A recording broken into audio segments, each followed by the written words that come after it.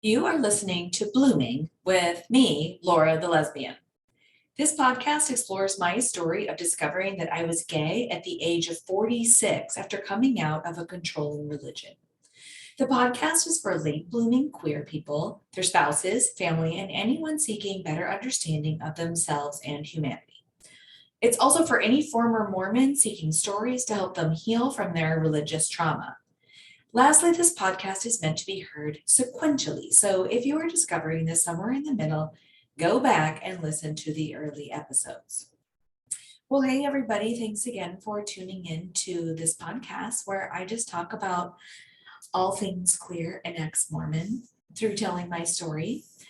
I want to give a trigger warning before I talk about this episode. This episode contains my story that involves mental and physical abuse. So if that ain't your cup of tea, you can still check out now, and I'll have another episode released in a week or two, so you can tune back in then. And before I get back to the subject at hand, I just wanted to give you a little gay update.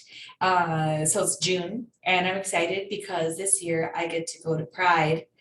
Last year at this time, I knew that I was gay, but I wasn't out to very many people at all, and I would not have felt comfortable going and celebrating and meeting all these wonderful people. And I'm really excited to get to know my local queer peers.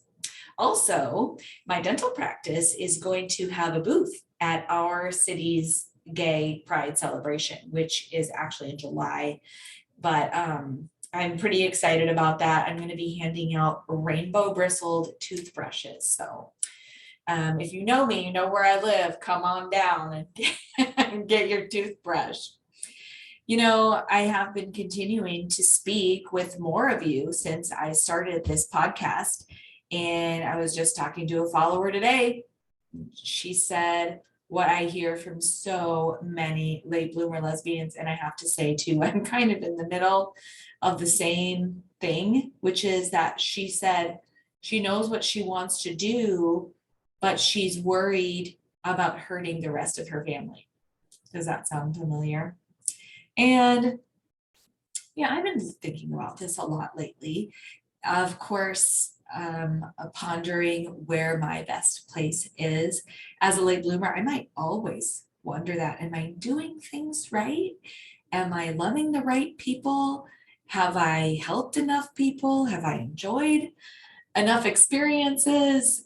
Where am I supposed to be? And I say supposed to in air quotes, but I wanted to read this quote from Untamed by Glennon Doyle. If you haven't read it, you might want to, especially if you consider yourself a late bloomer lesbian or maybe a potential late bloomer lesbian. And she herself went through this experience where she had to choose between her hetero marriage and the woman she loved, Abby Wambach. And she said, you know, she was talking about how women are afraid of breaking up their family. And she wrote, a broken family is a family in which any member must break herself into pieces to fit in. A whole family is one in which each member can bring her full self to the table, knowing that she will always be both held and free. And I just wanted to leave that there with y'all. If you're in a situation like my followers where you're trying to decide where you need to be, just keep in mind our lesbian mother, Glennon, wants you to be able to not need to break yourself into pieces in order to fit where you belong. And another thing that I was thinking is, if we don't fit where we are we better off staying in that spot? And are our children better off with us staying? It's just a question. It's just a thought. There's a lot of things to think about, and I'm here to support you. So going back to my story. Last time I left you off in episode 4, I was a freshly divorced ex-Mormon. My husband at the time left Mormonism after me, and then we resigned as a family. And then later on that summer, we separated and got divorced. And like I said in that previous episode, it was a fairly amicable divorce, at least at first, until after both of us got new partners. It was pretty good. So I will just want to leave one more preface before I start this story again. I could tell you about me being gay without including the story that I'm going to tell you today. However, it's so fundamental to who I am today that I decided to include it. And I use this story many times a year to reference when I need to convince myself that I'm strong enough to do something that I'm nervous to do. So I'm divorced, I'm free. Remember, I'm free from the mind shackles of thinking that I have to find a Mormon man. This time, I can find any man I want to. Of course, I didn't realize that I was still shackled with the man part, right? I could have skipped all that and went straight to women, but then I would have missed this lesson. So I immediately got caught up in a relationship with a very dangerous man. I'm going to tell you this story because I think it happens a lot to professional, nice women who are there to try to make people happy or whatever, especially professional women who are from a background where they've been taught that they are supposed to look pretty and make people happy and obey the rules that they were given by their daddy or whatever. This happens. It happens more than people want to admit. And so I'm going to tell my version of it. And if you have a version, you can share it with me, or you can just be grateful that you're not alone. Okay. So I met this guy. I don't need to tell you his name. We'll just call him Mr. Charming. Mr. Charming was charming. He was older than I was, and he seemed to be in a better place in life financially and professionally. He was from out of town, so he had to come and visit me, which he would do on the regular. You know, what was interesting is he knew a lot about sex, and I made big jumps in knowing how sex works and how to please a woman, which at the time was me. But even more than that, so this part where I was curious about sex, and remember I had been trying to have good sex my whole marriage and it was terrible.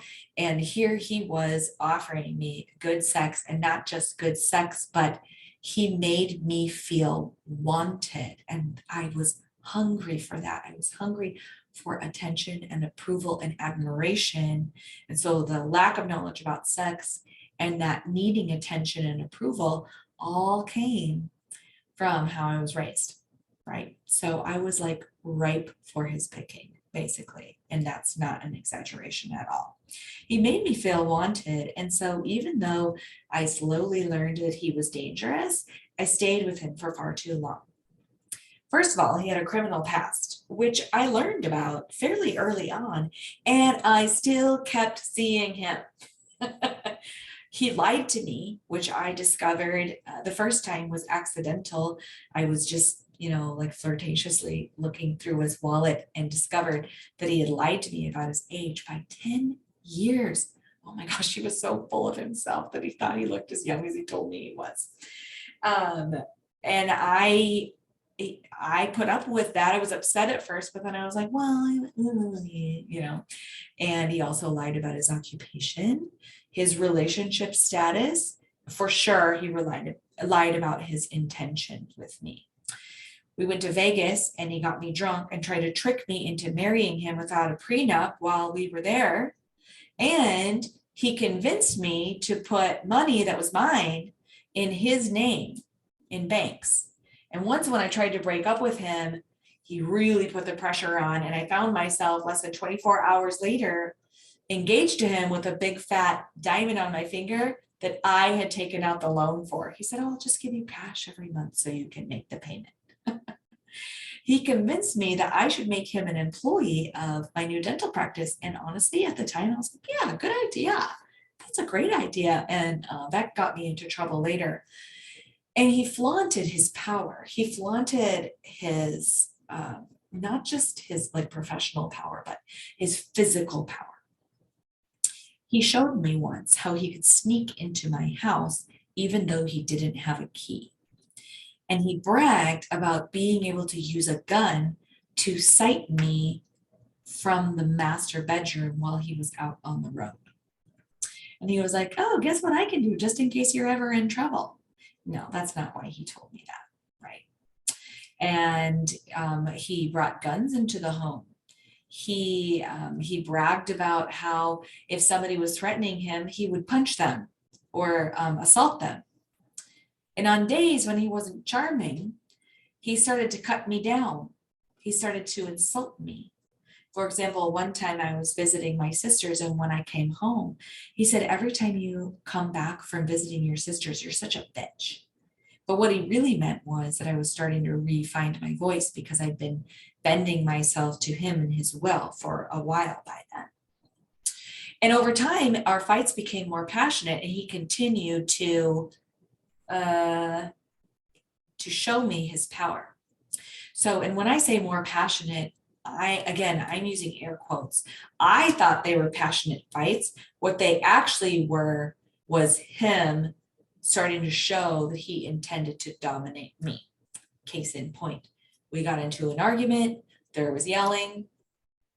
Somehow, I don't remember exactly how, but he wrestled me to the ground, pinned me to the floor, and put his teeth over my nose like a dog. Like he was showing me that he was the dominant person in the relationship. And one night, in the middle of the night, when he woke me up, because he was like on his phone texting a bunch, and I asked him to please turn off his ringer or go somewhere else, he said some very insulting things to me. And the feminist in me kind of woke up, and I was like, I don't need to be talked to like this. And so I left the room, and he followed me into our guest bedroom, and then he grabbed me by the arm and tried to pull me in back to the master bedroom. And so this was not like he didn't hit me. He didn't get the gun out that time. He did get the gun out another time, but he said when he got the gun out, he tried to give it to me and say, you might as well shoot me now because I cannot live without you and I can tell you're going to dump me. But at this time, this night, when he grabbed my arm, when I woke up the next morning, I had bruises on my arm. And this was a wake-up call for me. This was tissue damage, physical tissue damage on my person that had been caused by his temper. And that was when I decided that I needed to get away from him. And I was afraid. I was really afraid because he had all those guns. He had those stories that he told me.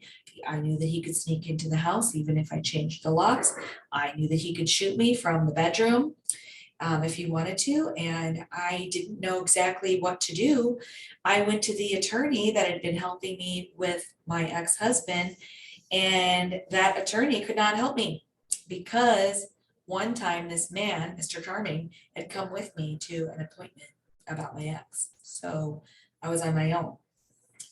So what I did, I knew that I wasn't safe. I wasn't sure what to do. So I got some advice from a friend, and I went to the courthouse myself, and I asked for an order of protection. I brought pictures of my arm with the bruises, and I told my story, and they immediately gave me the order of protection and agreed to kick him out of the house. And I had left that morning, and I pretended that I was going to work, but I was actually going to the courthouse.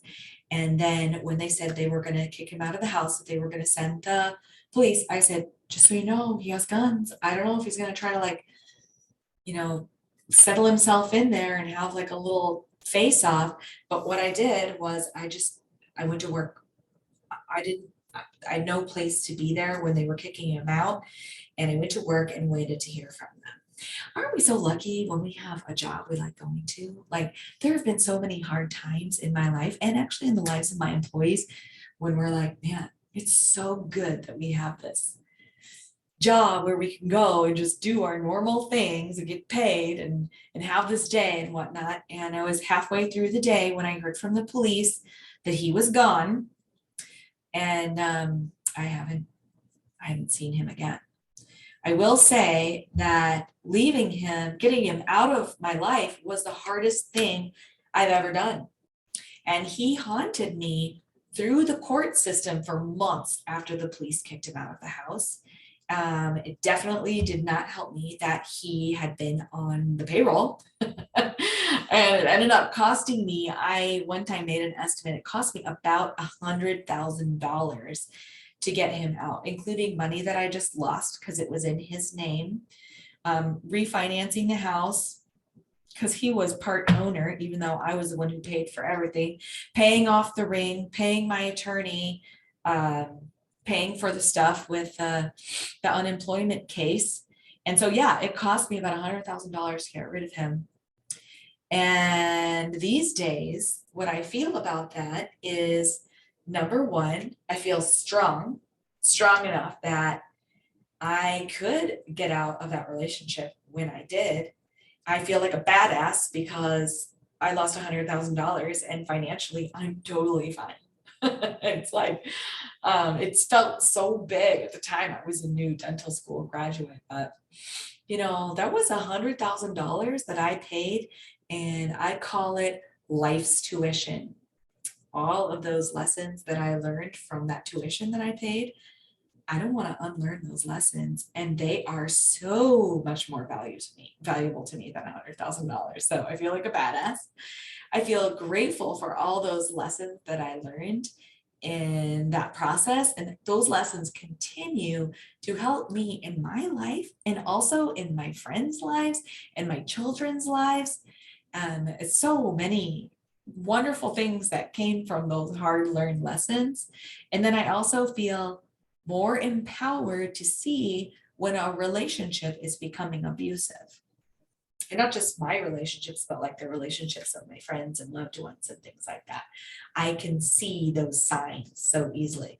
It's kind of funny, you ladies, well, not just you ladies, but you guys, y'all know that I did get remarried at one point after this, and my new husband's ex-wife, one time she approached me on Facebook Messenger. I had never really met her in person, and she said, just so you know, this guy, my ex that you're dating, he is an abusive man.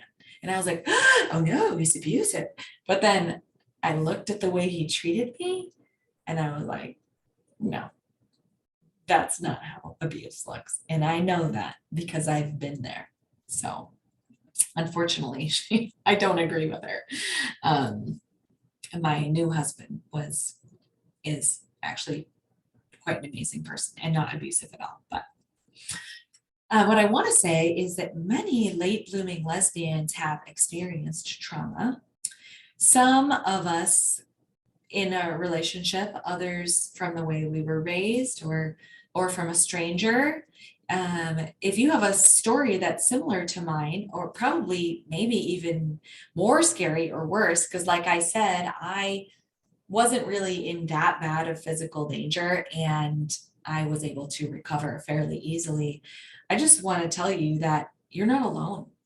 And I'd love to hear from you. You can follow me on TikTok. It's Laura the Lesbian ex-Mormon on TikTok, or you can go to my website, laurathelesbianexmormon.com, and reach out to me from there. And I'm just going to keep on making these podcast episodes. I still haven't gotten to the part where I found out that I'm gay, but that's coming. So keep listening. At this point in my life, it was definitely there. It was just in hibernation, and I can't wait to tell you how I figured it out. All right.